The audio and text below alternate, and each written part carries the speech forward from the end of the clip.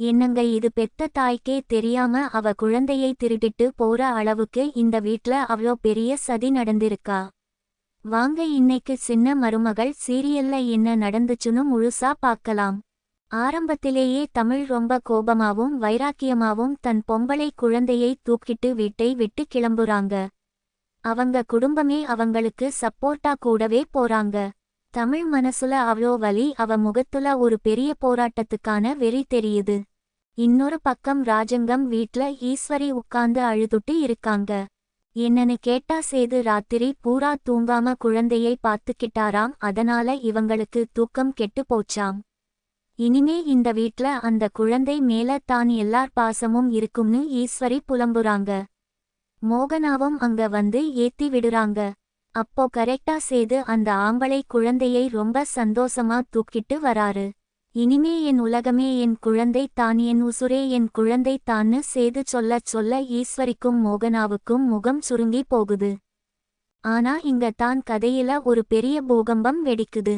தமிழ் நேரா ஊர் மந்தைக்கு போய் அங்க இருக்கிற பெரிய கோயில் மணியை ஊங்கி ஊங்கி அடிக்கிறாங்க. ஊர் பெரியவங்க நாட்டாமை எல்லாரும் ஓடி வராங்க.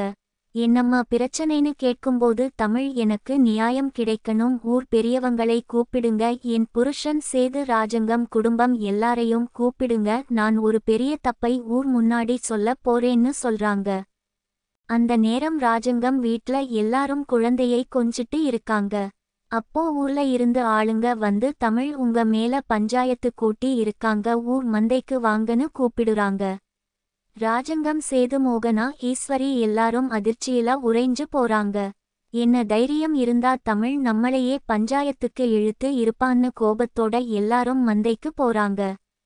பஞ்சாயத்துல ஊர் மக்கள் எல்லாரும் கூடி நிக்கிறாங்க. நாட்டாமை தமிழ் கிட்ட உன் பிராது என்னன்னு கேட்கும்போது தமிழ் ஒரு உண்மையை உடைக்கிறாங்க. பாருங்க, அங்க இருக்கிற யாருமே அதை எதிர்பார்க்கல. எனக்கு பிறந்தது ஒரு குழந்தை இல்ல, ரெட்டை குழந்தைன்னு தமிழ் சொல்றாங்க. எனக்கு ஒரு ஆம்பளை குழந்தையும் ஒரு பொம்பளை குழந்தையும் பிறந்துச்சு, ஆனா நான் மயக்கத்துல இருந்தப்போ என் புருஷன் குடும்பம் ஆம்பளை குழந்தையை மட்டும் என்கிட்ட இருந்து திருடிட்டு போய் அவங்க வீட்ல வச்சுக்கிட்டாங்க. பெத்த தாயான எனக்கு என் குழந்தை வேணும்னு தமிழ் கதறி கேட்கிறாங்க. சேது உடனே கோபப்பட்டு அது என் ரத்தம், என் வாரிசு, நான் தரமாட்டேன்னு சத்தம் போடுறாரு. ஆனா தமிழ் விடாம நீங்க தான் ரெண்டாவது கல்யாணம் பண்ணிக்கிட்டீங்களே, அப்புறம் எதுக்கு என் குழந்தையை தூக்கிட்டு போனீங்கன்னு நியாயம் கேட்கிறாங்க. நாட்டாமை உடனே சேதுவ பார்த்து உனக்கு ரெட்டை குழந்தை பிறக்க போகுதுன்னு முன்னாடியே தெரியுமான்னு ஒரு கேள்விய கேக்குறாரு. அங்க எல்லாரும் அமைதியா நிக்கிறாங்க.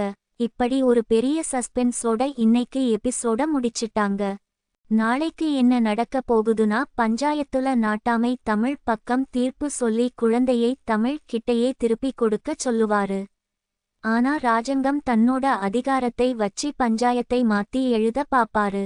சேது தன்னோட தப்பை உணர்ந்து குழந்தையை தமிழ் கிட்ட கொடுப்பாரா, இல்ல ஈஸ்வரி மோகனா பேச்சை கேட்டு குழந்தையை தர மாட்டேன்னு சண்டை போடுவாரான்னு நாளைக்கு எபிசோட்ல ரொம்ப பரபரப்பா